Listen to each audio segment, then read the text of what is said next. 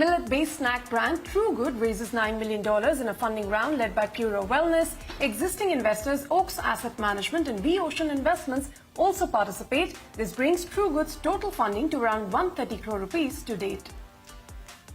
D2C footwear brand Yoho bags 27 crore rupees in a pre-Series B funding led by Gulf Islamic Investments, aims to use as growth capital to power Yoho's domestic and international expansion. India's Department of Consumer Affairs notifies new guidelines to prevent claims of greenwashing by companies. Companies using terms like eco-friendly or organic in advertisements will need to substantiate those claims with evidence. Quick commerce leader Blinkit has made several of its staffers, especially those in the top deck, sign an addendum to their employment contracts that increases their notice period from nil up to 2 months, says Money Control. The move to scrap the zero notice period policy comes at a time when competitive intensity in the $5.5 billion rapid delivery space in India is only increasing by the day. Several companies like Blinkit, Zepto and Swiggy are fighting it out to attract and retain top talent in a red-hot market where players enter a land grab mode.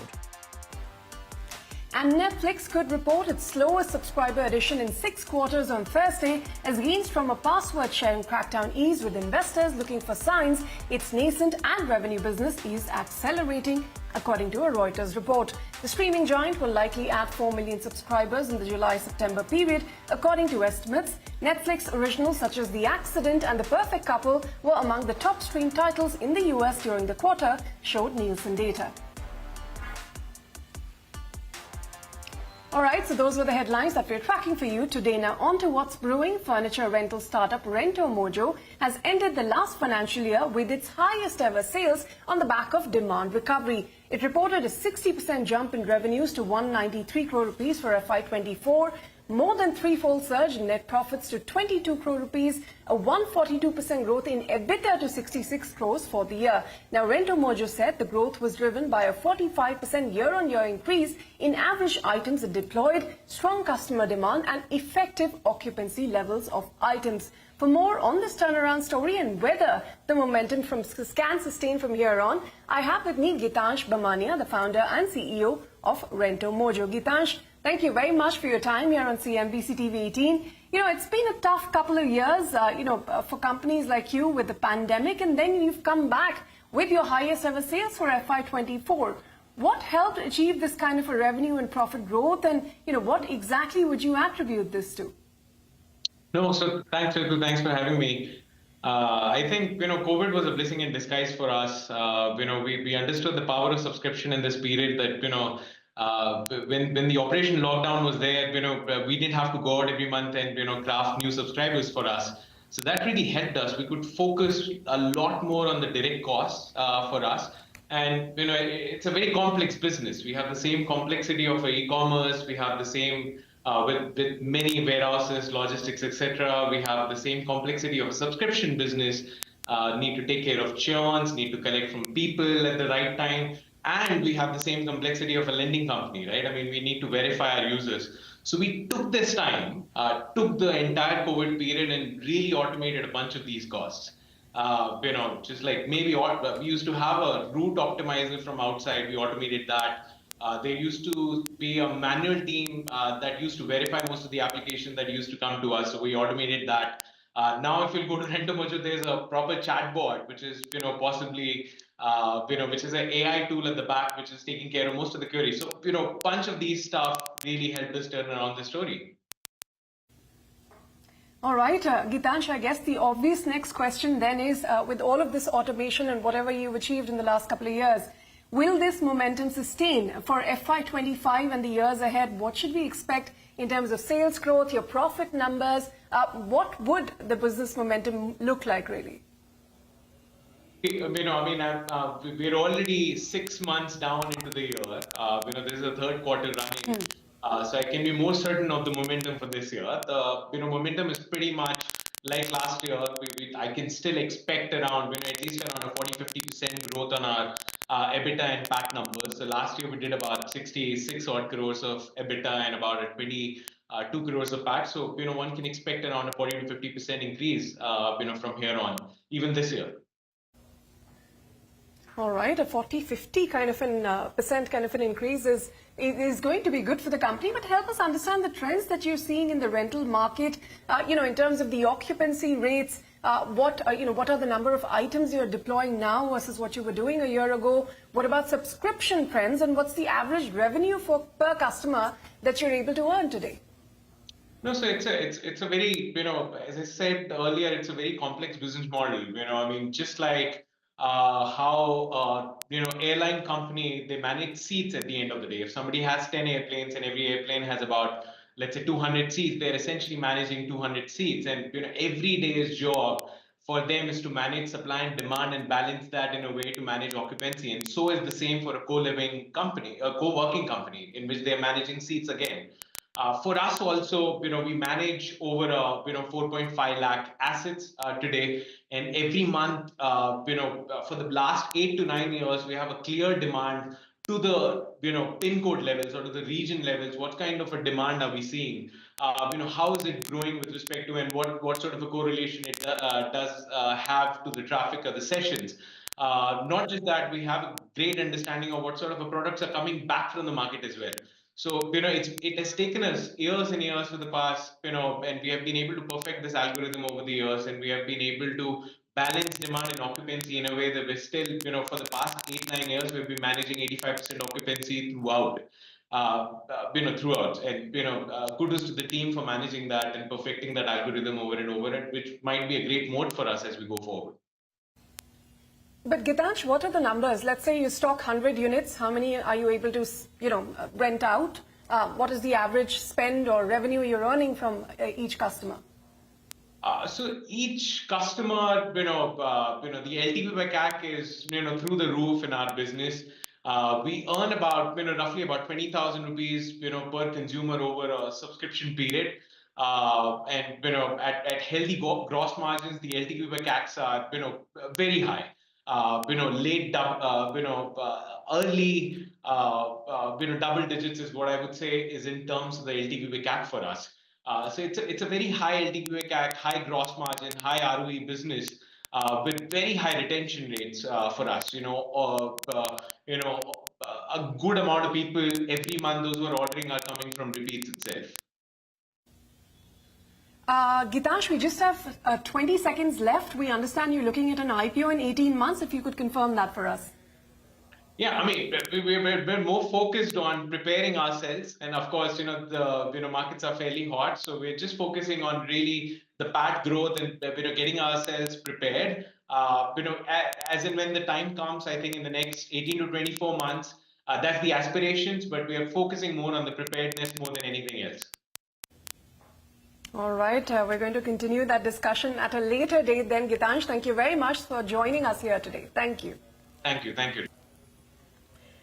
And moving on what's brewing today, Sistema.Bio, a biogas tech company, has successfully raised $15 million in a funding round led by Electrify. Existing investors, including Chroma Impact Investment, Kawi Safi Ventures, AXA, IM, ALTS, and others also participated in this round.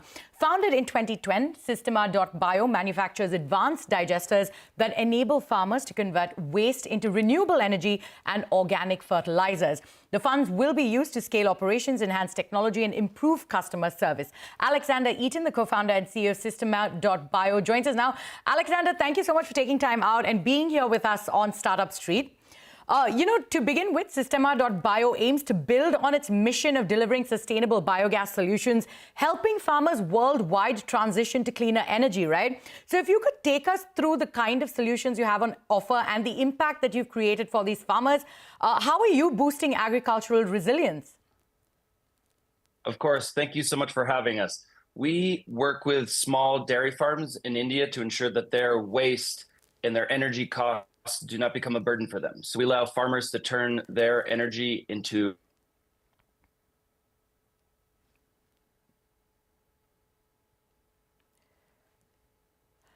we seem to have lost our guest over there. So just to recap at this point, Sistema.Bio has raised $15 million, and it was led by Electrify as well as other existing investors. Now, the company does plan to use the funds to fuel global growth, and also it has seen its sales grow by over 5 times in the last 3 years. Also, the company will use these funds to grow partnerships, and we'll actually have the founder himself tell us, how they plan to use these funds. So, Alexander, we lost you there for a minute, but if you could sort of tell us what exactly you're doing for the farmers around the world. Yeah, we provide infrastructure and financing to small dairy farms to make sure they can turn their waste into energy and organic fertilizer. Today, farmers have a huge challenge when it comes to powering their farms, and given the increase in chemical fertilizers, what we're trying to do is help them transform their animal manure into a very productive fertilizer so they can increase their growth and reduce their greenhouse gas emissions. Right, and you do this by deploying tech in those regions for those farmers? Yes, we have a patented biogas system that allows us to install thousands of digesters every single month. We can do that very quickly, and we track that all with a digital footprint that allows us to keep an eye on all the farmers, monitor the behavior of the digester, make sure that those systems are working for our 10-year guarantee, and make sure that they're reducing greenhouse gas emissions while producing clean energy at the farm. Right. And, you've raised this $15 million in a bid to sort of grow your partnerships and expand your range of products as well. If you could elaborate on these plans and the kind of partnerships you currently have, and also how affordable is your product at this point? Yeah, it's been really exciting the last 3 years, especially in India. We've grown 5x there. We've installed about 90,000 biodigesters at small dairies across India with some incredible partnerships. And what we found is there's a huge opportunity for farmers now that they've had a chance to see it. And so the demand is really in the tens of millions of digesters. And so what we've raised this money for is to support the working capital at our new factory in India. We've built a brand new state-of-the-art factory in Pune that was open last year that allows us to increase our annual production rate over 100,000 units per year. And we've basically joined forces with a series of incredible dairy co-ops and partners that allow us to reach their clients, the people they're buying milk from.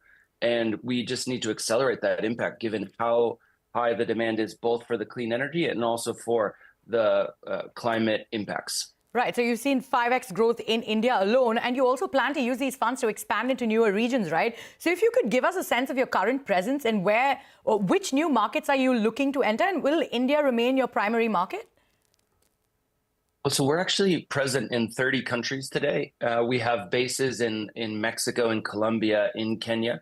India is our largest market, and it's where we have centered a lot of our innovation, our R&D, our manufacturing. From India, we're really excited over the next couple of days to start sharing some both South Asia and broader Asia expansion. In Africa, for example, we're looking at a dozen countries where we'll be looking to launch carbon offset programs. And in Latin America, we have a long history of working with about 6 of the major economies there.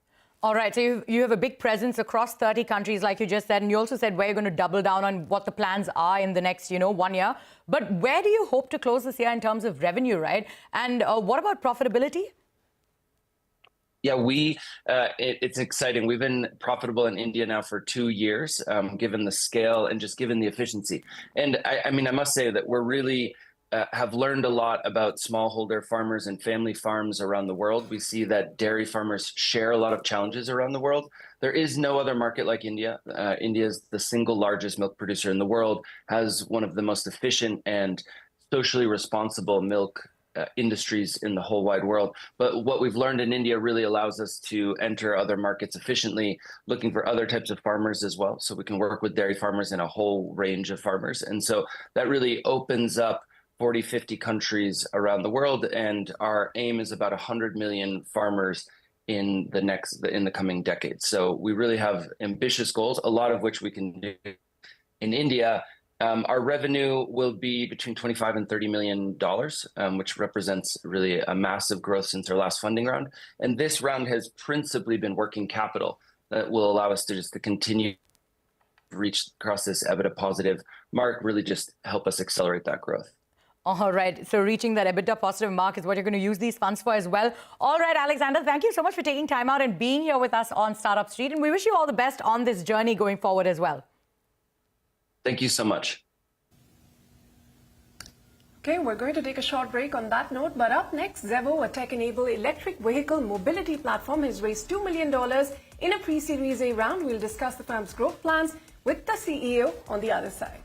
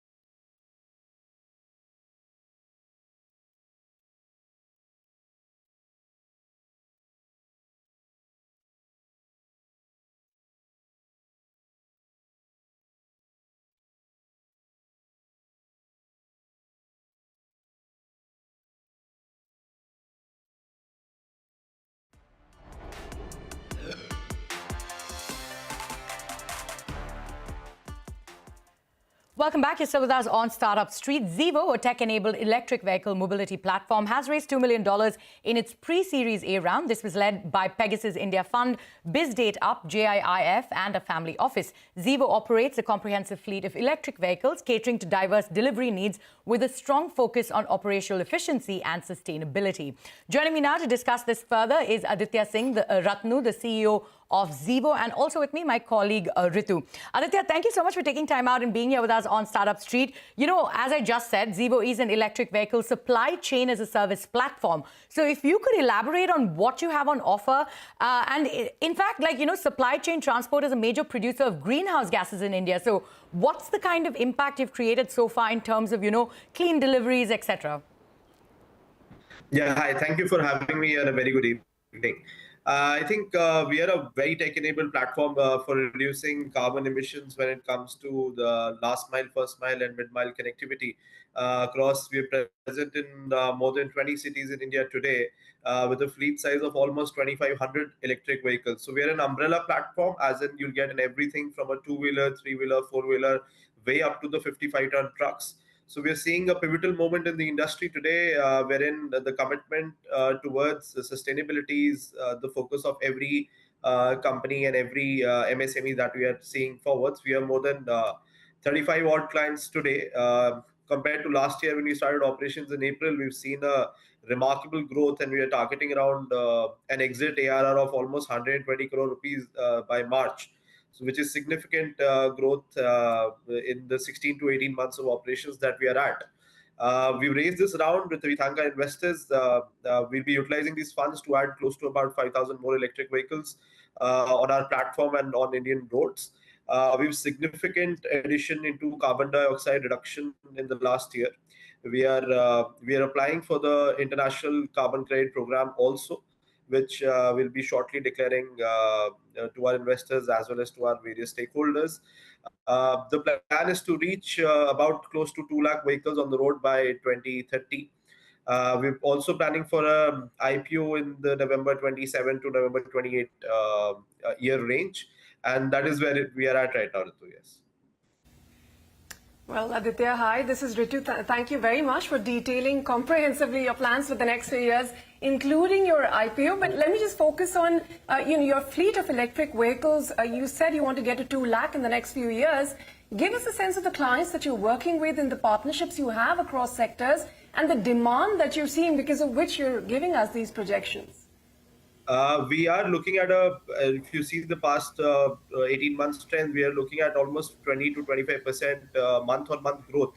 And with partnerships with almost 35 of the top clients in India, including Flipkart, Amazon, Big Basket, Blinkit, Zomato, and namely other customers, we're seeing a very strong growth. I think all of the companies have committed towards reducing their carbon dioxide goals in line with the national target to reduce it by 2040. So that is what we are targeting at. And I think we are at a pivotal moment in the industry where more and more vehicles year on year are getting converted into the electric fleet. And more so than in the passenger segment, we are seeing this more on the commercial segment. And we'll see very affirmative numbers by 2030 when it comes to the commercial vehicle segment. So not only are we operating in the light commercial vehicle segment, we now have the 3.5, the 5.5 ton trucks also. We are also one of the first companies to introduce intercity operability with respect to electric vehicles. In fact, only last week we did a trial of almost 600 kilometers run on an EV. Which is very heartwarming for us. And I think we're seeing a major growth in the next 3 years. And with more and more technological advancements coming in our fleet operations, fleet management, and driver management, we plan on onboarding more than 20,000 riders within the next 24 months on our platform. All right. So big plans there, in the short term as well. But if we could just focus on the fundraise that you've, now got, which is the $2 million, you're going to primarily use it to scale your operations. If we're running out of time, so if you could tell us in 30 seconds, where else will these funds go? Majority of the funds would be utilized in procurement of almost 5,000 additional assets. And thereafter, some of the funds will be utilized towards technological advancements and strengthening our presence in the tier 2 and tier 3 cities, is what the plan is. We're already present in almost 20 cities in India today, with target to go up to 30 cities by March next year.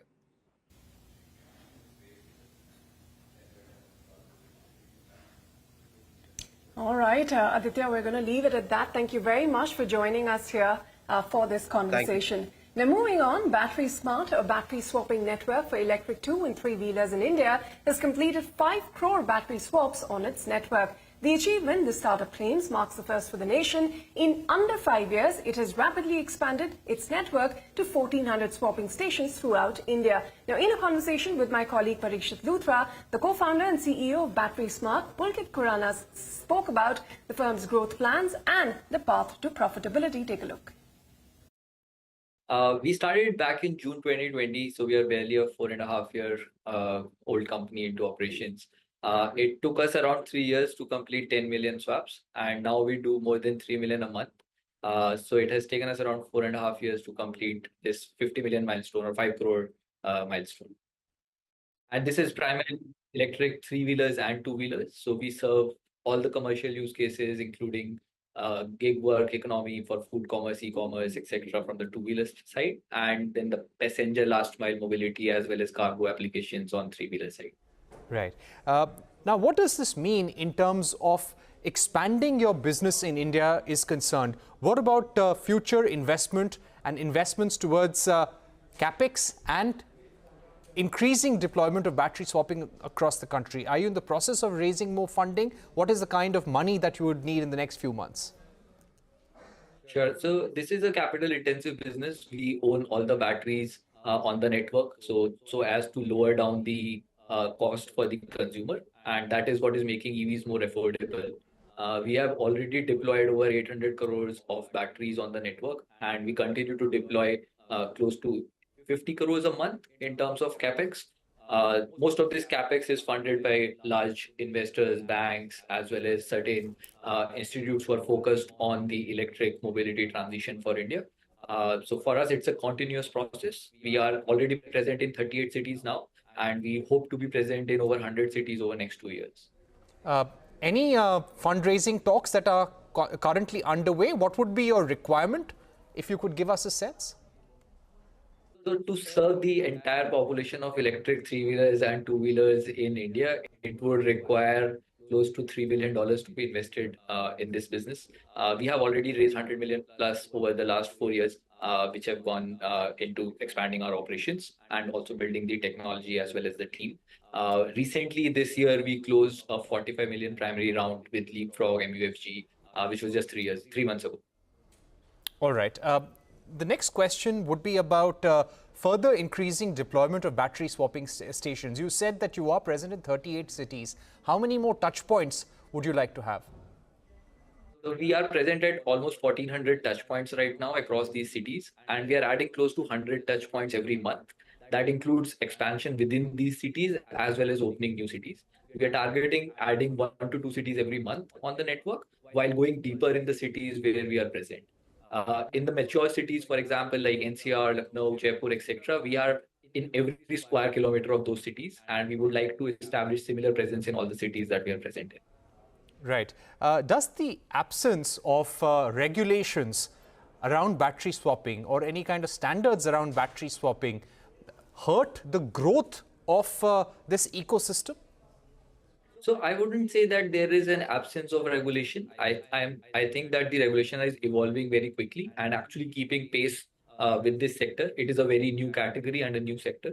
There are already regulations, for example, AIS phase 2 regulations, which ensure that the batteries that get manufactured across India are of a certain safety standard. There are various other regulations in terms of how the electricity connections can be taken for such a business, what kind of land can be used, etc. So the regulation is definitely evolving and catching up. I would agree there is no standardized battery, but that is true across the world. There are no standardization of batteries in any geography. I don't think that is needed either. The industry and the market dynamics would decide what the best battery is, which is also very evolving technology and keeps improving over time. What is the current loss that the business is suffering, and what is the road to profitability? By when do you expect to hit profitability? So we actually have attained operational profitability last year itself, and we have demonstrated that this business is fundamentally very strong with very healthy unit economics. While we continue to invest deeply, as I earlier explained, in terms of our expansion in building the team. In fact, our team has almost doubled over the last 12 months, and also geographically expanding. So that obviously keeps demanding more investment. So I would consider that it's more of an investment. At a unit level, we have always been profitable in terms of the gross margins, and we continue to do that. At a company level, within the next 2 years, we should be profitable. And with that, it is a wrap on this edition of Startup Street. More news and updates coming up on the other side. Stay tuned.